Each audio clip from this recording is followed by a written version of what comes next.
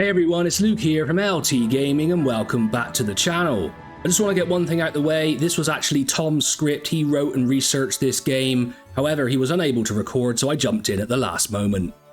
I am of course a massive Heroes fan just like Tom, although primarily I played 2 and 5 but can honestly respect 3 as the great game that it is.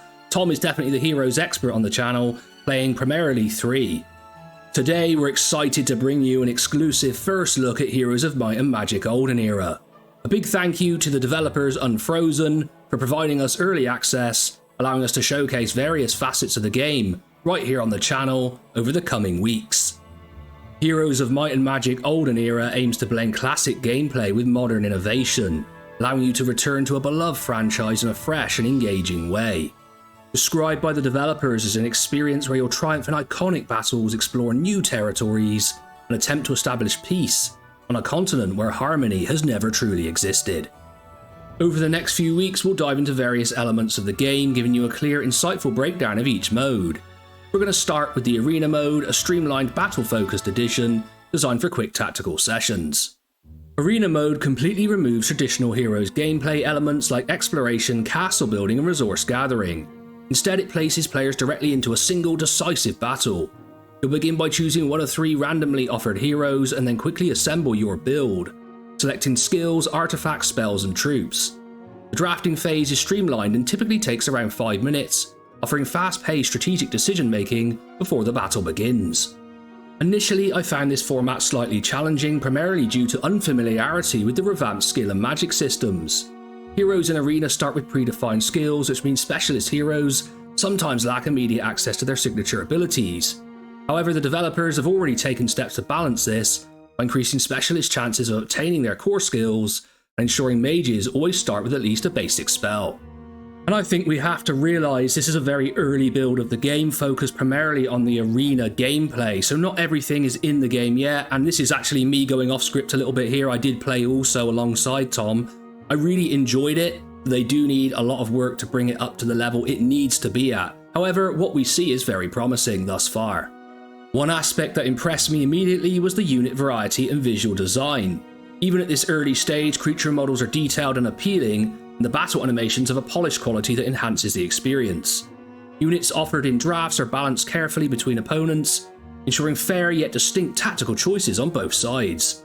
Each battle feels genuinely unique due to this thoughtful balancing. The skill and magic systems appear significantly enhanced, focusing heavily on creating meaningful synergies. This is definitely a Tom script. I found that very difficult to say. For instance, specific skills will directly amplify the effectiveness of certain spells, rewarding thoughtful strategic choices during the draft.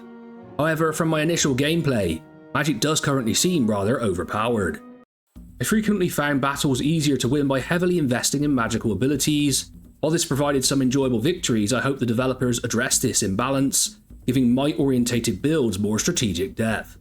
Balance overall, though, does seem quite good.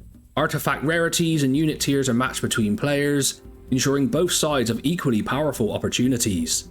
Ultimately, success in Arena hinges on your ability to leverage strategic combinations effectively rather than relying purely on luck.